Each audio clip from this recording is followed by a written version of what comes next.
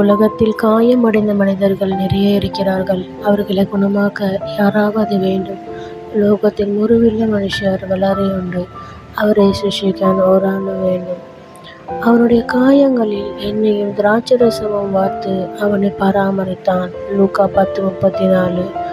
அவனுடைய முறிவுகளில் எண்ணெயும் மீஞ்சும் ஒழிச்சு அவனில் பரிகரிச்சு. லூக் 10:34.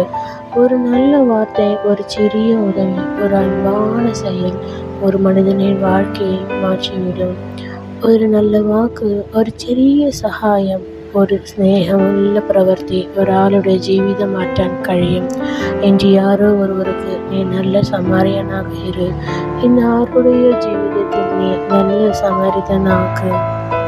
நினைவில் வையுங்கள், ஒரு சிறிய அன்பு செயல் கூட ஒரு மனிதனின் வாழ்க்கையை மாற்ற முடியும். இன்று அந்த மனிதன் நீயாக இரு.